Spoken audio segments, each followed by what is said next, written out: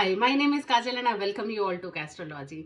हम बात कर रहे हैं आज अहोई अष्टमी के बारे में। अहोई अष्टमी का फास्ट साल 2022 में कब रखा जाएगा? देखिए, अहोई अष्टमी का फास्ट हम लोग कार्तिक मास की कृष्ण पक्ष की अष्टमी तिथि को रखते हैं। ये तिथि पड़ रही है 17 अक्टूबर को, यानी कि मंडे को। तो अहोई अष्टमी का फास्ट 17 अक्टूबर को किया जाएगा। 17 अक्टूबर को सूर्योदय के समय सप्तमी तिथि है, लेकिन वो तिथि समाप्त हो जाएगी 9:29 AM तक।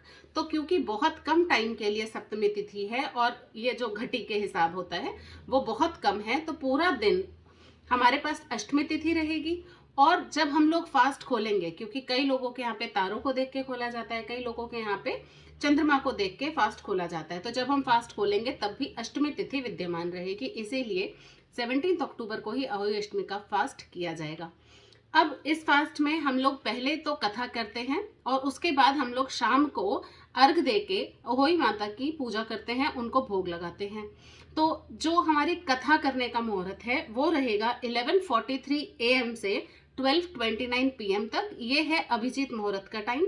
और उसके बाद एक और मुहूर्त है जो कि है 2:01 PM से 2:46 PM तक। ये है विजय मुहूर्त का टाइम। तो अगर आप चाहते हैं कि आपका बच्चा किसी कोर्ट केस में फंस गया है, किसी ऐसी जगह में है, किसी लीगैलिटीज में फंसा हुआ है जिसमें कि उसको किसी भी चीज के ऊपर विक्ट्री करने की, विजय हासिल करने की जरूरत है, तो आप 2:01 से लेके 2:46 तक का टाइम आप कथा करने के लिए यूज कीजिए। और नॉर्मली आप 11:43 से लेकर 12:29 तक दोपहर को भी पूजा कर सकती हैं। इसके बाद हम बात करते हैं कि हम शाम को टाइम कब पूजा करें। तो शाम के टाइम पूजा करने का टाइम है 5:50 PM से लेके 7:05 PM तक।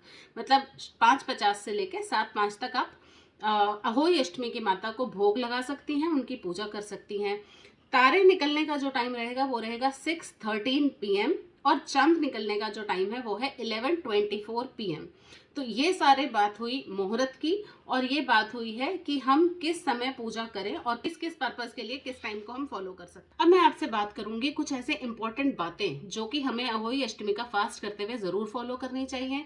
आपके यहाँ जैसे रीति रिवाज होते हैं आप बिल्कुल वैसे ही फॉलो कीजिए। सिर्फ ये ऐसी कुछ इंपॉर्टेंट बातें हैं जिनका हमें उस दिन स्पेशली ध्यान रखना चाहिए, क्योंकि अगर हम इन चीज़ों का ध्यान रखेंगे तो हमसे अनजाने में भी कोई गलती नहीं होगी, क्योंकि जानबूझ के तो कोई गलती करता नहीं है।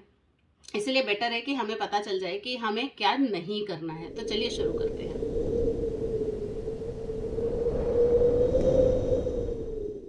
नंबर 1, हमें आज के दिन अपने बच्चों का हल्दी से तिलक जरूर करना चाहिए। नंबर 2, जहां पर भी आप अपने अहोई अष्टमी की पूजा कर रही हैं, क्योंकि इसमें अहोई अष्टमी का कैलेंडर लगा के या चित्र बना के दीवार पे पूजा की जाती है, तो जहां पर भी आप अहोई अष्टमी की पूजा कर रही हैं ध्यान रखिए कि आपको वहीं पर अपनी दिवाली की पूजा भी करनी है।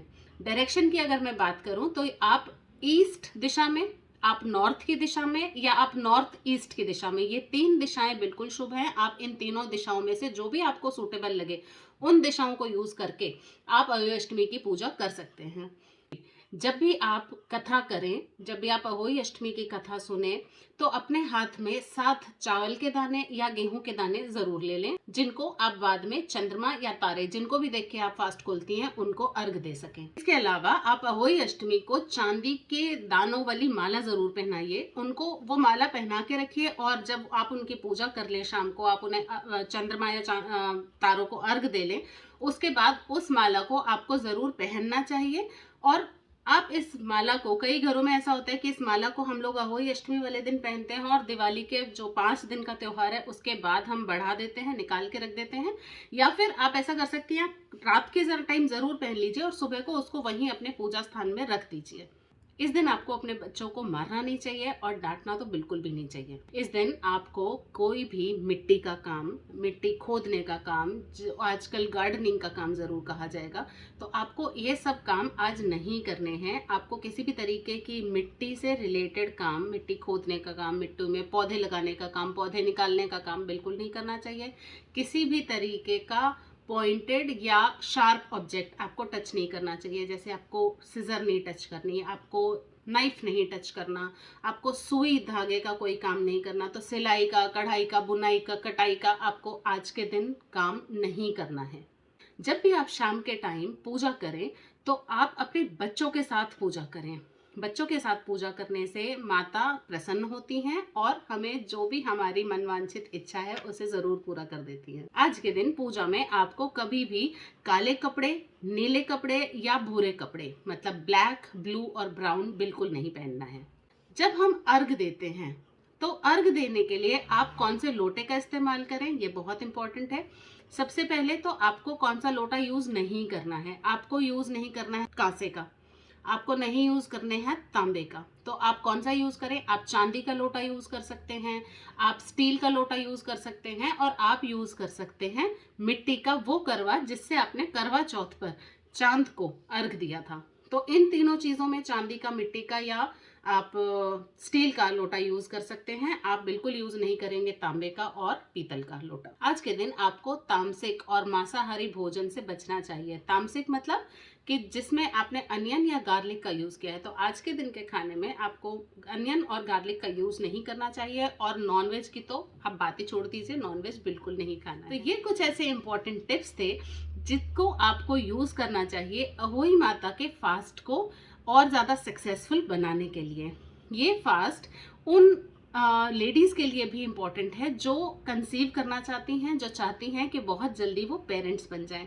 तो अगर आज के दिन कपल्स दोनों ही फास्ट रखें, अहोई माता का फास्ट करें, तो वो बहुत जल्दी ही एक बेबी को अपनी लाइफ में ले आ पाते हैं अहोई माता के आशीर्वाद। आप ये सब टिप्स फॉलो कीजिए। मैं आपसे मिलूंगी अपने अगले वीडियो में। Till then be logical, avoid superstition, follow कैस्ट्रोलॉजी।